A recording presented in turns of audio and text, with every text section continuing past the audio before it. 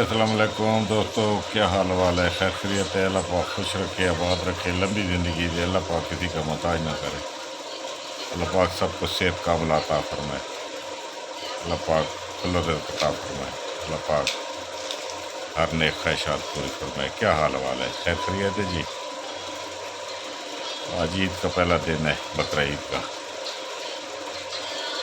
2023। तो दोस्त एक पूछ रहे थे कि नाक के अंदर जो ना हड्डी बढ़ जाती है या गोश्त बढ़ जाता है, गदूद हो जाते हैं, तो डॉक्टर इसको कहते हैं कि ऑपरेशन करना है। ऑपरेशन क्या करते हैं, वो नाक की हड्डी को काट काट के ऐसा ऐसा ना सारी ख़त्म कर देते हैं और नाक बैठ जाता है, नाक ख़राब हो जाता है, मतलब ये वो तबाह कर देते हैं किस्म का। ये जो भी चीज़ हो तो उसको बस काट के फेंकने के माहिर हैं, इसके अलावा इनको और नहीं पता। इलाज इसको नहीं कहते, इलाज कुदरती देसी होते हैं जो कि इस्तेमाल करें और अल्लाह पाक शफा दे दे और मर्द ख़त्म हो जाए, इलाज इसको कहते हैं। तो ये बहुत से लोग हैं जिनको ये पानी आता है, छींकें भी आती हैं और ये नाक की हड्डी बढ़ जाती है और या मतलब असल में हड्डी नहीं होती, ये गदूद हो जाते हैं, गोश्त बढ़ जाता है। तो इसका एक बहुत मुजरब नुस्खा है, वो मैं आप लोगों की खिदमत में पेश कर रहा हूँ। ये दोस्त बनाएं और जो जो इंशाल्लाह बनाएगा, इस्तेमाल करेगा तो बिल्कुल ख़त्म हो जाएगा, ये मर्द से जान छूट जाएगी।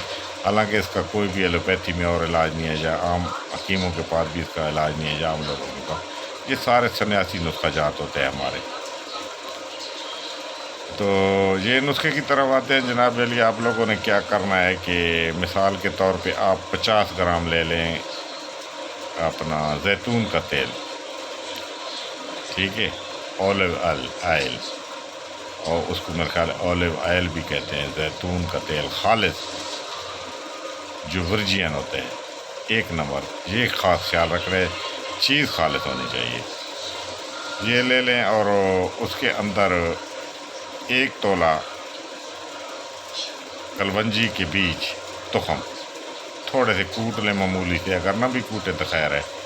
इस तेल को आग पे चढ़ाएं, बिल्कुल हल्की हल्की आग पे कि ये गर्म हो जाए। जब गर्म हो जाए तो ये इसके अंदर 1 तोला ये डाल दें, कलवंजी के तुखम डाल के इसको हल्की हल्की आग पे पकाते रहें ताकि तेल का रंग जो है ज़रा सुर्खी मैल हो जाए और ये आपको इतना अंदाज़ा हो जाए कि ये तेल के अंदर बीज जो है वो जल चुके हैं, उनके अंदर जितना भी मतलब ज्वार और रोगन था वो तेल के अंदर, तेल ने खींच लिया है, उसके अंदर मिल गया।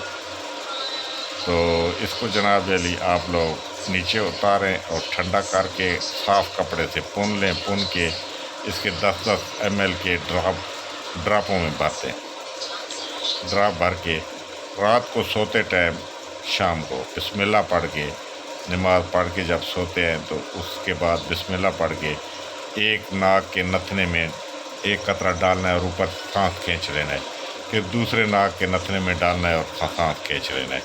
दोनों नथनों में 1-1 कतरा रोज़ रात को डाल के खींच लेना है, या 2-2 कतरा।